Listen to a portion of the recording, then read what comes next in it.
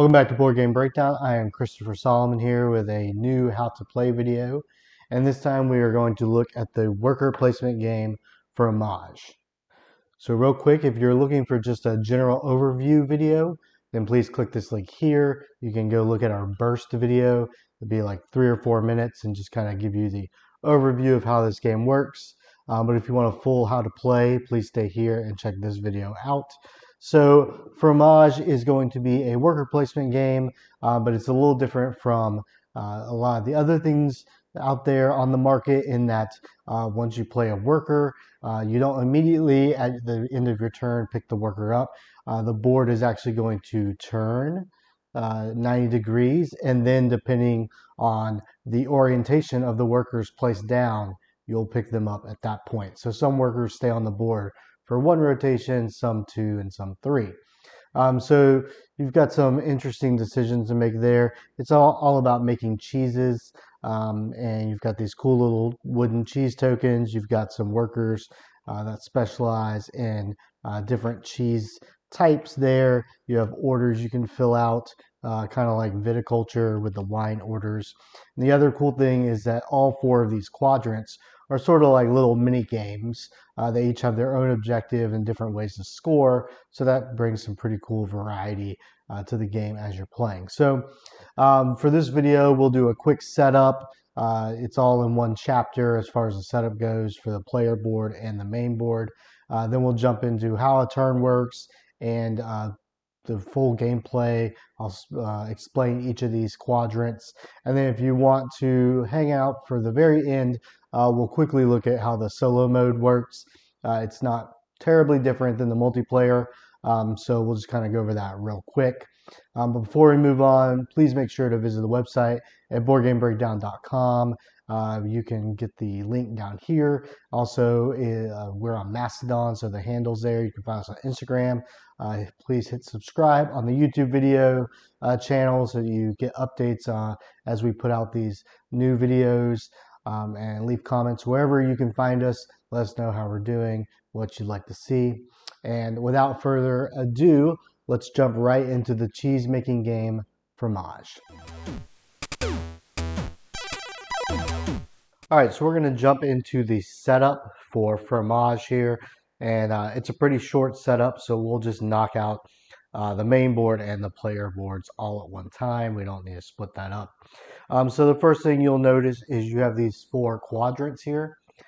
So there's 4 different ones, but what I want to show you is there's an area here where this insert slips in. So if you don't have an insert, it is printed for 4 players. But if you have less than 4 players, you will need to grab one of these inserts, and so it has a player count here at the bottom. And let me grab these other ones, and you can see that there is, 1 to 2 player. There's a backside, so it's a little more difficult.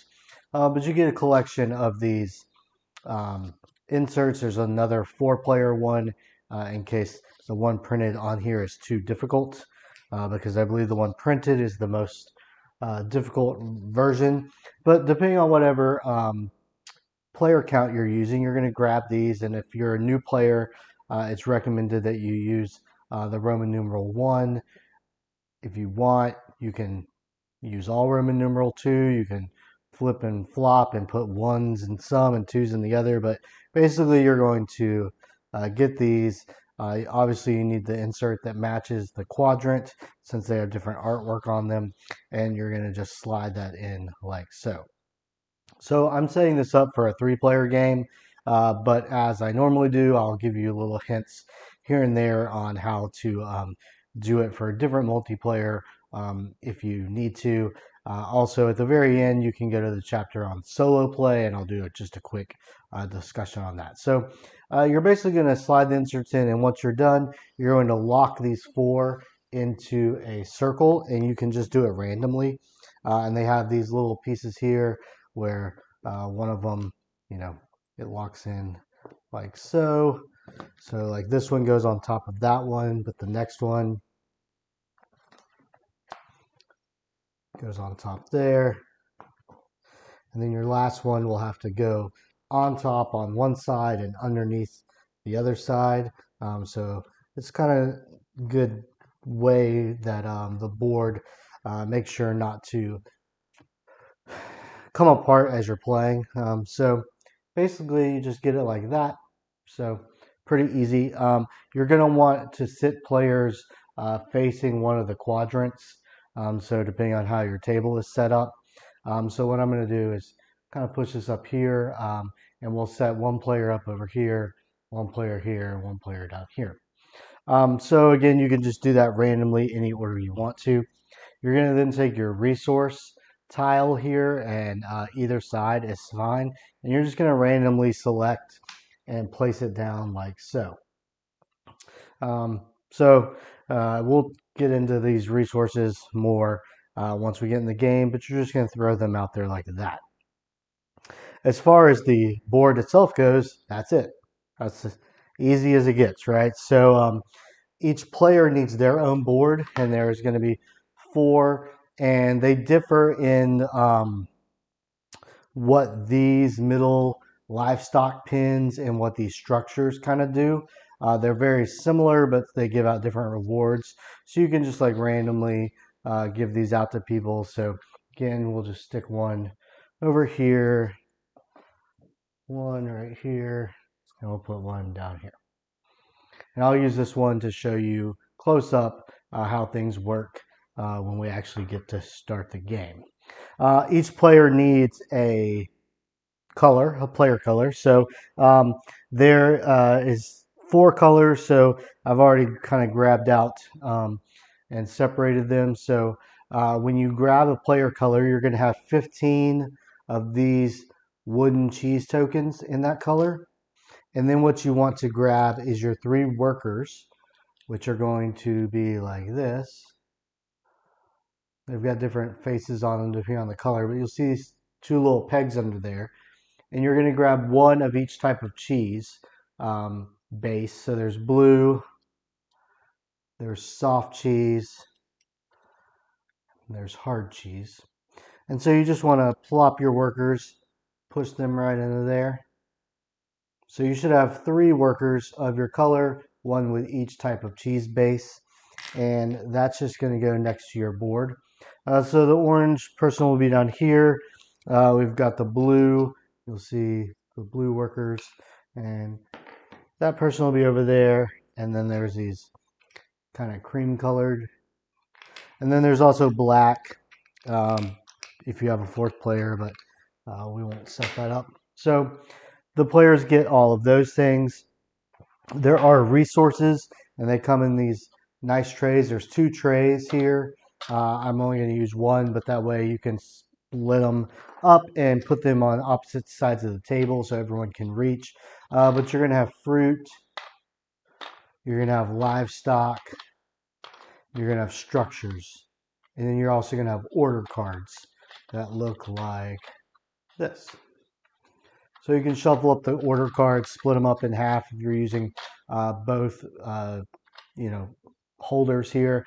You might have noticed that the fruit, structure, and livestock, I mean, they look different. There's a cow and a goat, but for gameplay purposes, they're all the same. So the cows don't differ any from the goats. So I'm just going to sit that there. You don't really need to see that. And then there are also a big pile of structures. So there's these different structure tiles on the back. It explains them. They will replace these structures on your board. So once you've played a little bit and you understand the game, there is like an explanation in the rule book on how to draft the tiles so that you can replace these structures here and just kind of add some variety and fun to the game. But we're not going to discuss those in this situation right here. We'll just stick with the base game.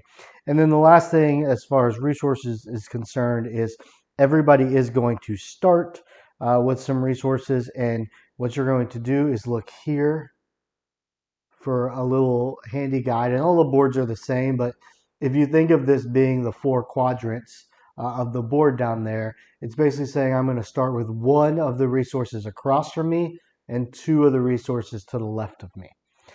So For this orange guy down here, he would get one of these that's across from him, so structure, and they can just go in this little side area here with the barn. And then two things to the left. So he's going to grab two order cards. So he's got two orders, and they go here on the left side if they are not completed. So I'm just going to work my way around. This guy's going to get a fruit, which can go in this basket right here. We'll discuss that. And then he gets two structures. So we'll try not to throw them. I think I throw something every time I do one of these videos. And then lastly, our blue friend over here is going to get one order card, which again will go to the left side, and then it will get two livestock. And the livestock go in this little field area here until you are ready to use them. So that is the game as far as setup is concerned. If you're playing with 2 or 4 people, besides swapping out those inserts we talked about, they're exactly the same. Everything else, if you're playing 2-player, you would put them across from each other. Obviously 4, you would have somebody sitting over there. But it's basically the same setup. Again, if you're interested in the solo, jump to the last chapter. We'll discuss that there. All right, so now we are going to jump right in to the Fromage gameplay. All right, so let's jump right into how to take a turn in this game and then what it looks like to play a few rounds, what are the different actions, things of that nature. So 2 things to start out with is 1, everyone is going to be taking their turns simultaneously. So you'll see that I'm kind of doing this person first and that person as we kind of talk about what's going on here. But in a regular game, everyone is going at the same time. Okay. The second thing to keep in mind is when you're taking your turn, you are only going to be working on this quadrant here that is in front of you. Once everyone has taken their actions, this is going to rotate so that you'll have this quadrant in front of you, and then you'll be playing on that one. So you'll eventually play on all of them, but when you're taking your turn, you're not like reaching across the table to do something over there. You're staying within here, okay? So there are 2 actions that you can take that have to do with this main board. You can take either of them or both of them on your turn, but you can only do each of them one time. So the first one to talk about is pretty much the easiest one, and it is to gain a resource from whichever resource quadrant is here in front of you.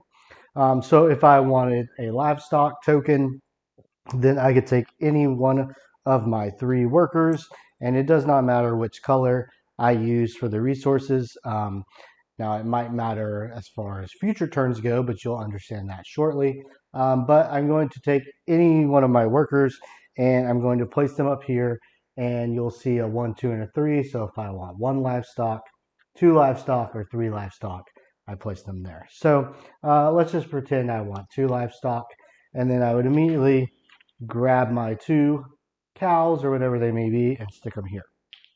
Okay. I'm going to go ahead and just make everybody take a resource. So let's just say this dude over here wants 1 order card because he has no order cards, so he would like 1. And then this blue worker or blue person would like to take 1 fruit because they have no fruit and they might need to make a fruit cheese. All right, so you don't have to take a resource. My experience is if you have a worker, you would probably want to at least take 1 resource here, but that's up to you. So the second thing you can do is make 1 cheese on this area that you're working on. So what does that mean? So to make a cheese, you're going to take one of your wooden cheese blocks and place it in one of the areas here that have the little slots. Now you'll see that depending on if you're playing 1, 2, 3 people, some of the spots are blocked up just because if you've only got 3 people, you don't have the whole board open to you. So it kind of keeps the selection down so that people are still kind of competing for things. All right, so if you see the little no circle with a slash to it, obviously you can't place 1 there. So you're going to kind of look at the board, decide where you want to place it. each of these boards is got a different objective to it, and we'll talk about that after we sort of discuss our turn here. But once you decide where you would like to place a cheese, you're going to put a cheese down. So I will place it here. And one thing you're going to note is the color. So the cheese is either going to be a soft cheese, which is white, a hard cheese, which is yellow, a blue cheese, which is blue. So once you place that there, you have to have the appropriate worker. So I'm trying to make a blue cheese. And then that worker goes on top of the cheese. And you see that it's pointing in a certain direction. So because I used my white worker up here, I cannot make any soft cheeses right now on this spot. All right, you can only make one cheese on the board at a time. So if that was my choice, then I would be done at this point. So I'm going to go ahead and just kind of throw out a cheese for each of these other people with no really rhyme or reason to it. Basically, just to get something on the board so we can discuss what it looks like when you actually turn the table or the board. So let's see, he's got a yellow cheese. All right, so we've placed out our stuff. Everyone has done their actions they want to do. Again, if you didn't want to make a cheese, if you didn't want to do a resource, you could say, hey, I'm done now. I don't need to do that. So once everyone has agreed that their turn is over, then what you're going to do is you're going to grab the board and you're going to rotate it clockwise 90 degrees, which means the next quadrant is facing each person. Okay.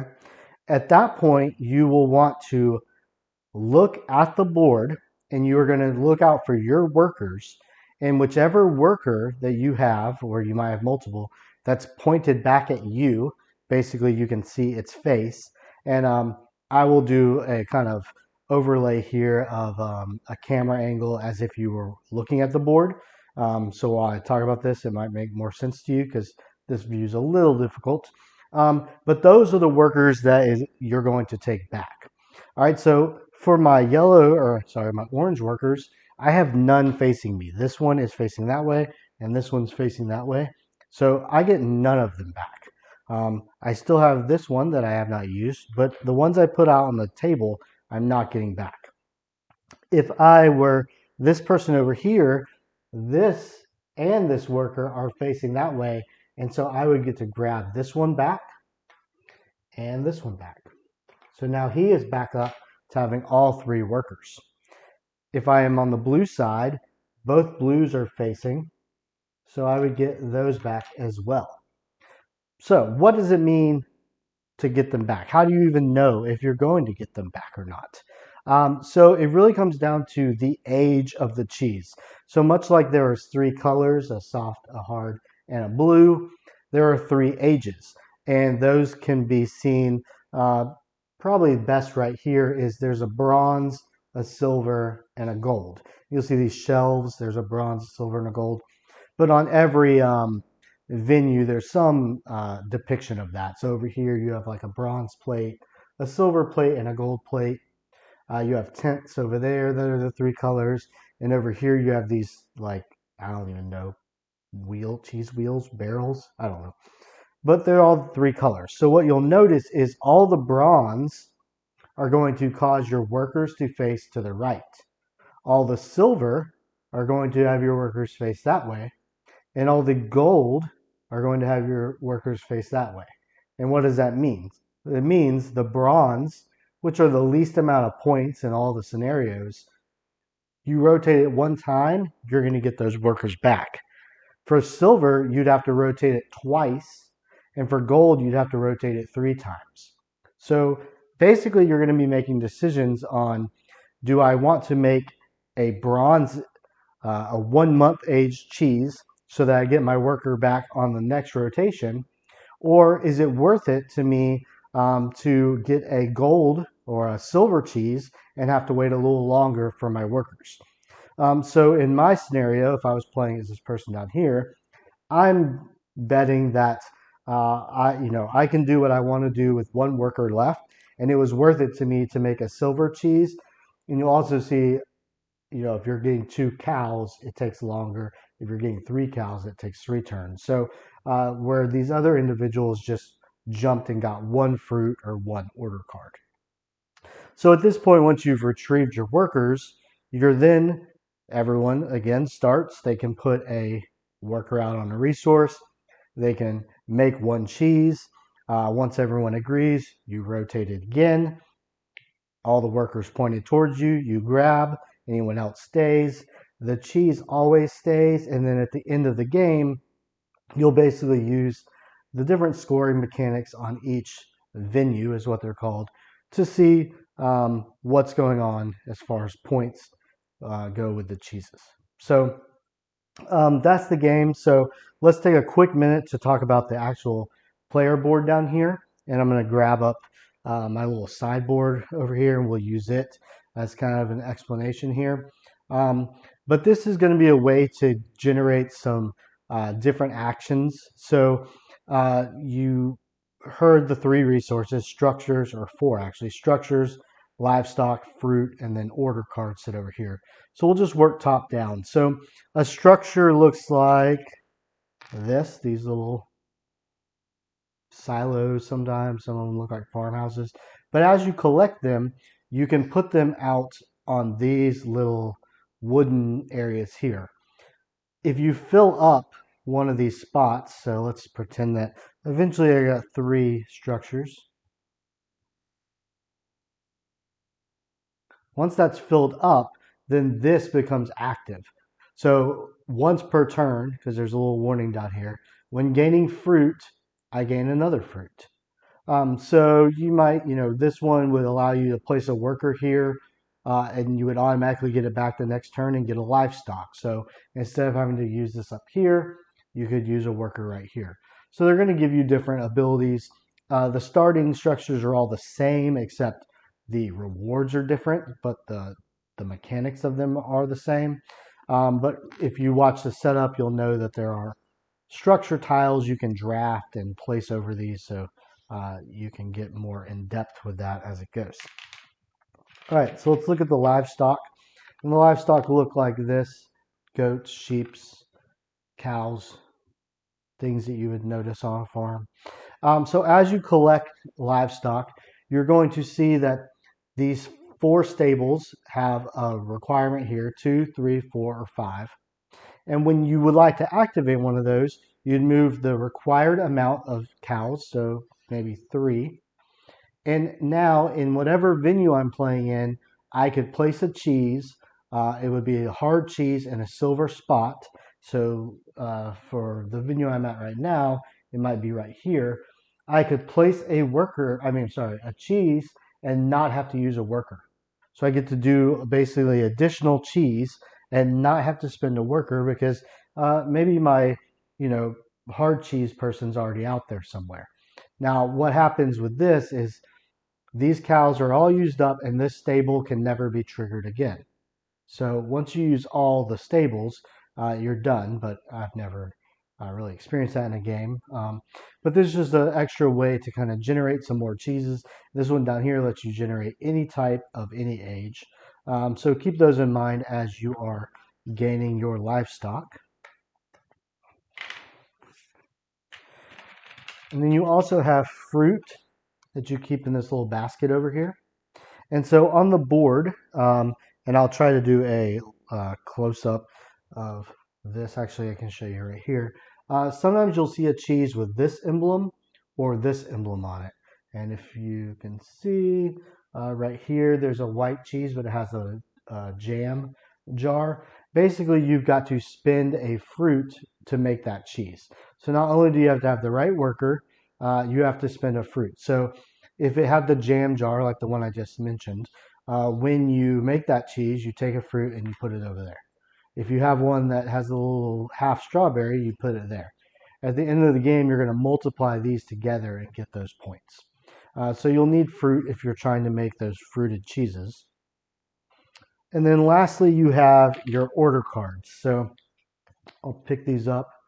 And they're sort of like viticulture wine orders where they basically just tell you what type of cheese the person would like.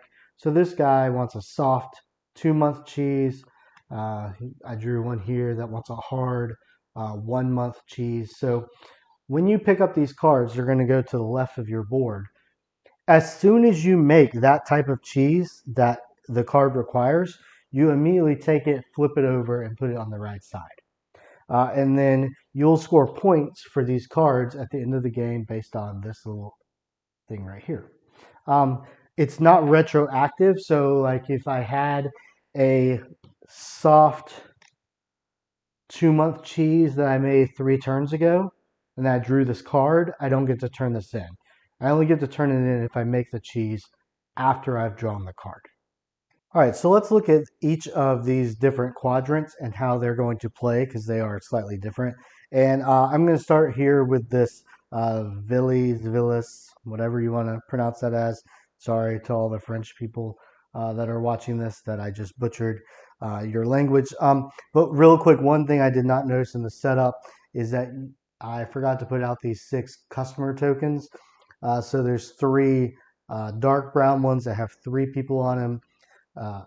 2 dark brown ones with 3 people on them, 2 light brown ones with 2 people, and 2 white ones with 1 person. So you're going to randomly throw those into these spots on the board.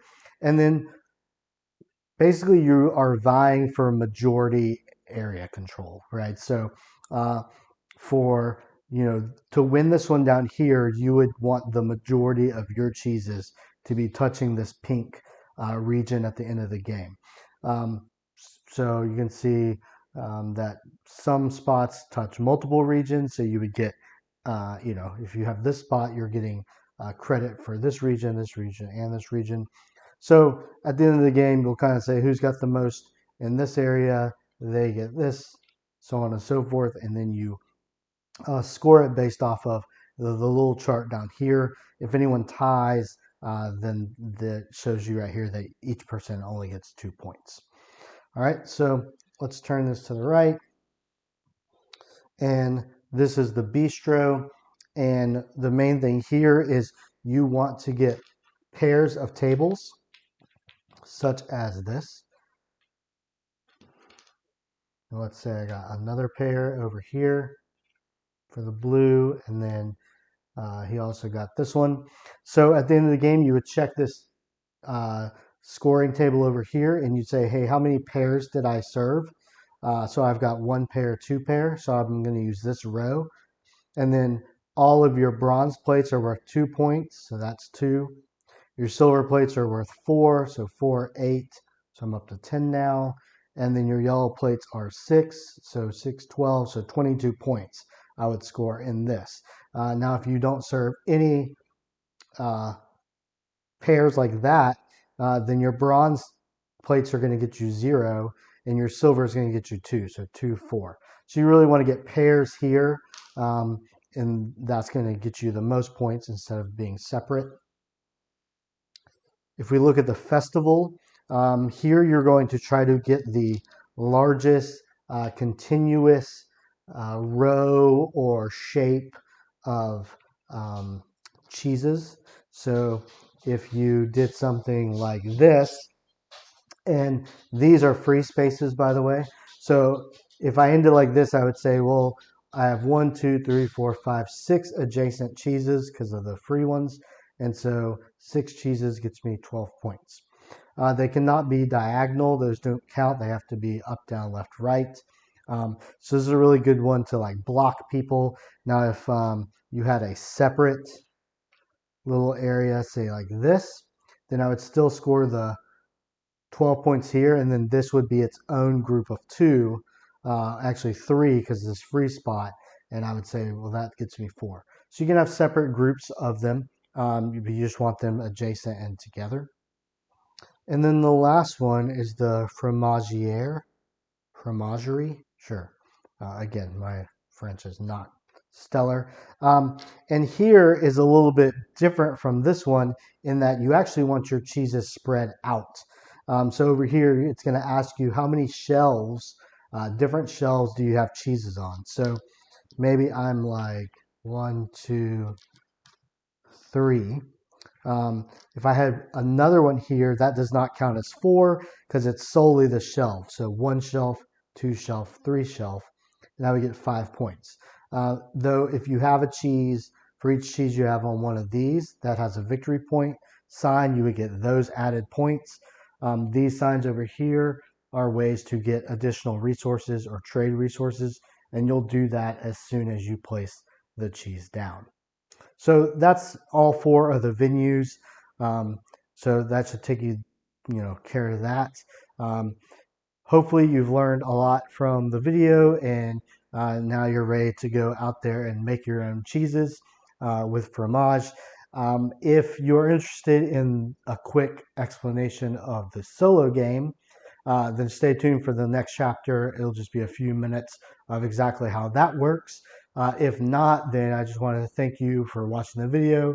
Make sure you go to boardgamebreakdown.com to read text reviews, see our other links to our videos, hit up our YouTube channel. You can find us on Instagram, Mastodon, things like that. So again, thank you for watching, and talk to you next time. All right, welcome back. So if you stuck around this long, then you are obviously interested in the solo mode. It's pretty quick and dirty, so it won't take us too long to explain this. The only real setup difference is if you watch the setup portion of this video, which you should have done, then you will remember we talked about these inserts. And earlier in the video, I set them up for a 3-player. But if you're playing solo mode, then you're going to just find the insert that has this 1/2 player. You can either play with the Roman numeral 1 or the Roman numeral 2, which is on the flip side, or you can mix and match. So you're just going to slide that in like so. I've already done that for the rest of these. So you don't need to watch me do that. And then you'll just notice that there's just more spaces that are basically deactivated so that you are not going to use them. Again, that's just to make sure that there's some competition in each of the venues. So as far as what you get, your workers and your cheese tokens and your board and all that, that remains the same. So if you did not watch the setup version, you can jump back and see that. So that part is not going to be any different. But what is going to be different is this solo board up here. So there are 4 levels. So I've set out the easiest level. It's on the flip side of the player boards. So the player boards look like this. On the flip side are the different levels. The corporation building just gets bigger and more dastardly looking. I guess it's the corporate cheese, big cheese, is trying to take out the little providers. So we got to fight back. I guess is the storyline here. But for level 1, you're going to use 15 cheese tokens of another color. But if you do one of the other difficulties, there'll be more spots up here. So you're going to need to match up 2 different colors. But you just need something up here to keep track of how many cheese tokens the corporation is using. The corporation does not get any workers. The corporation does not get any resources, anything of that nature. Okay, so your turn is basically the exact same. You're going to play on this. You're going to either take a resource if you want to. You're going to make a cheese if you want to. If you need more explanation on how exactly that works, jump to the gameplay section. The first part of that chapter, we discussed all that. It's easy. It'll only take a few minutes, so jump back there.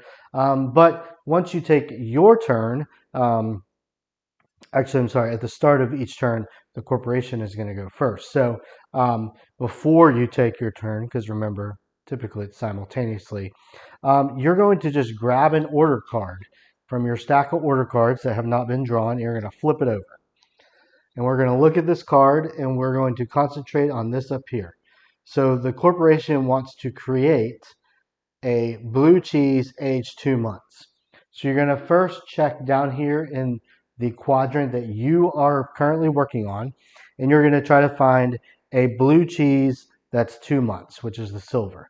So there's one right here. You'll notice this one needs a fruit. The worker does not care about fruit. The worker does not need livestock. the corporation, I mean, they can make anything they want to. So you're going to grab the leftmost cheese and you're going to stick it wherever it says. Boom, that's its turn. You're going to take your turn as normal. So let's just pretend we're going to do like this.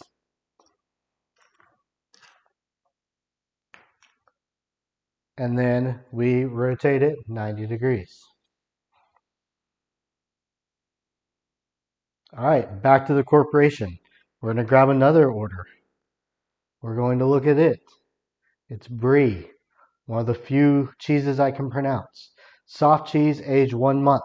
So let's look around. Is there a soft cheese, which is a white, age 1 month? Yes, there's actually one here and one here.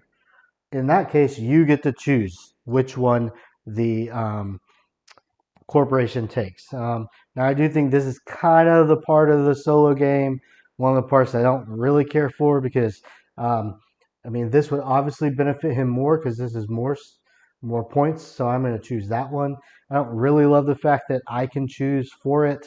I wish it would always go for the highest points. I guess you could make your own rule about that, but you know, I don't think that the solo game is quite as fleshed out as that is concerned. Also, if you notice, I didn't grab my worker when we rotated, so there we go. And then I would take my turn. So again, let's say, well, I want to compete for this. So I'm going to go here, and I'm going to turn it. All right, so you can basically see what's happening here. It's pretty easy. The only thing I would like to bring up is eventually you might get an order card where there is not a cheese available. You might look at this and it's already got cheeses on it, and you say, well, he wants to make a hard cheese that's 1 month, and he can't.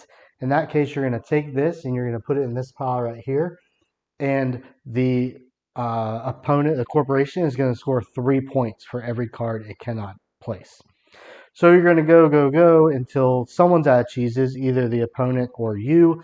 The game ends at that point, and you'll see if I knock all these cheeses off, that depending on how many cheeses he plays, he's going to get more points. And then you would count up the amount of cards here, and then you would look at the map. We discussed this venue more in depth last chapter if you want to go back, and he would score those points there. And so then it's just your points versus the corporation's points to see who wins. Again, if you want to play a higher difficulty, I'll show you like level 4 here. It has a lot more points on the slots here as it goes up. There's also some new rules down here for that one, and level 3 and level 2 as well. So it just creates a little bit more competition against the corporation, adds some flair to it or whatever. But that's really it. It's pretty easy. I think, you know, personally, it's a good way to learn the game and learn how the things work. I wouldn't be all that fired up about it as far as if I purchased this solely for solo. But, you know, different strokes for different folks, so maybe you will enjoy it as well. But that's basically it. So thanks again for watching. If you stuck around this long, please visit the website at boardgamebreakdown.com. Check us out on YouTube, Mastodon, Instagram, all those things. And thanks for watching.